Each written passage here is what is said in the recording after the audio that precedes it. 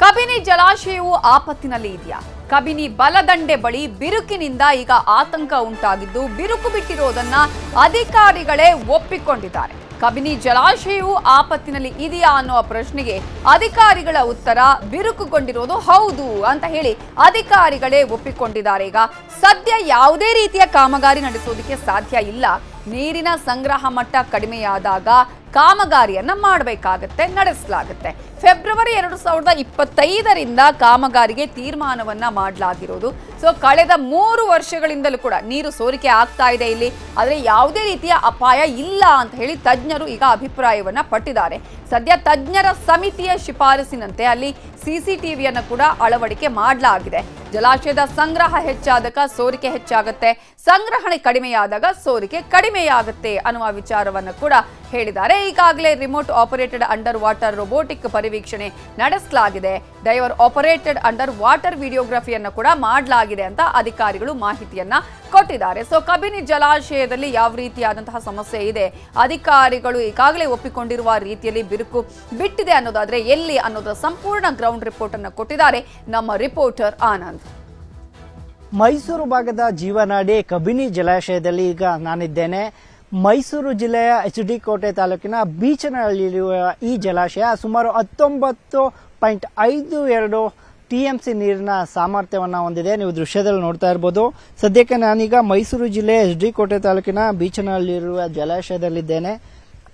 ಸದ್ಯಕ್ಕೆ ಕೇರಳದ ವಯನಾಡಿನಲ್ಲಿ ಮಳೆ ಕಡಿಮೆಯಾಗಿರುವ ಹಿನ್ನೆಲೆಯಲ್ಲಿ ಇಲ್ಲಿನ ಅಂದರೆ ಏನು ಹೊರಹರಿವು ಆಗ ಒಳಹರಿವಿನ ಪ್ರಮಾಣವು ಕೂಡ ಕಡಿಮೆಯಾಗಿದೆ. ಈ ದಿನ ಸದ್ಯಕ್ಕೆ 5,000 ಹೊರಹರಿವು ಏನಿದೆ ಅದನ್ನು ಮಾತ್ರ ಬಿಡಲಾಗಿದೆ.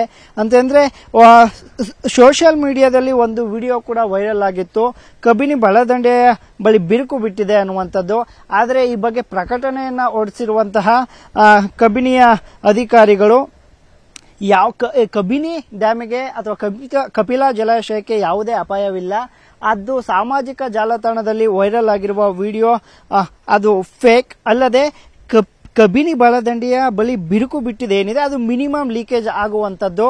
ಹಾಗಾಗಿ ಫೆಬ್ರವರಿ 2025ರಿಂದ ಫೆಬ್ರವರಿ 2025ರವರೆಗೆ ಆ ಕಾಮಗಾರಿಯನ್ನು ಕೂಡ ಮಾಡ್ತೇವೆ ಅಂತ ಪ್ರಕಟಣೆಯನ್ನು ಈಗಾಗಲೇ ಹೊರಡಿಸಿರುವಂಥದ್ದು.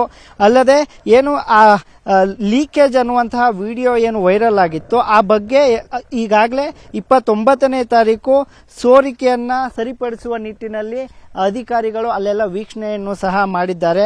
ಅಲ್ಲದೆ ಜಲಾಶಯದ ನೀರಿನ ಮಟ್ಟ ಈಗ ಜಾಸ್ತಿ ಇರೋದ್ರಿಂದ ನೀರಿನ ಮಟ್ಟ ತಗ್ಲಿಕ್ಕೆ ಸುಮಾರು ತಿಂಗಳುಗಳು ಬೇಕು. ಹಾಗಾಗಿ ಮುಂದಿನ 2025ರ ಫೆಬ್ರವರಿಯಲ್ಲಿ ನಾವು ಆ ಕಾಮಗಾರಿಯನ್ನು ಕೈಗೊಳ್ಳುತ್ತೇವೆ ಅಂತ ಈಗಾಗಲೇ ತಜ್ಞರ ಸಮಿತಿಯು ಕೂಡ ಹೇಳಿದೆ. ಅಲ್ಲದೆ ಈಗೇನು ಜಲಾಶಯದ ಸಂಗ್ರಹ ಹೆಚ್ಚಾದಾಗ ಸೋರಿಕೆ ಅದು ಸರ್ವೇ ಸಾಮಾನ್ಯ, ಸಂಗ್ರಹಣೆ ಕಡಿಮೆಯಾದಾಗ ನಾವು ಡ್ರಿಪ್ ನೋಡಲ್ ಅಧಿಕಾರಿಗಳ ಸಲಹೆಯನ್ನ ಪಡೆದು ಹಾಗೂ remote operated underwater robotic ಪರಿವೀಕ್ಷಣೆ ಏನಿದೆ ಇದನ್ನ ಮಾಡ್ತೀವಿ ಅನ್ನುವಂಥದ್ದನ್ನ ಈಗಾಗಲೇ ಅಧಿಕಾರಿಗಳು ಹೇಳಿದ್ದಾರೆ. ಅಲ್ಲದೆ ವಿಡಿಯೋಗ್ರಫಿ ಕೂಡ ಮಾಡಿಕೊಂಡಿದ್ದಾರೆ. ಸದ್ಯಕ್ಕೆ ಈ ಸೋರಿಕೆಯಿಂದ ಯಾವುದೇ ಅಪಾಯ ಇಲ್ಲ, ಕಬಿನಿ ಡ್ಯಾಮ್ ಭದ್ರವಾಗಿದೆ.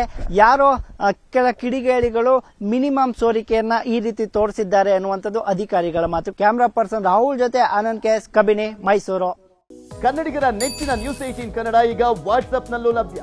ಕರ್ನಾಟಕ ದೇಶ ವಿದೇಶಗಳ 360 ಡಿಗ್ರಿ ಸುದ್ದಿಯ ವಿವರಗಳನ್ನ ನಿಮ್ಮ ಕೈ ಬೆರಳುಗಳಲ್ಲೇ ಪಡಿಲಿಕ್ಕೆ ಈ QR ಕೋಡ್ ಅನ್ನ ಸ್ಕ್ಯಾನ್ ಮಾಡಿ, ನಮ್ಮ ಚಾನಲ್ ಫಾಲೋ ಮಾಡಿ, ನೋಟಿಫಿಕೇಶನ್ ಆನ್ ಮಾಡಿ.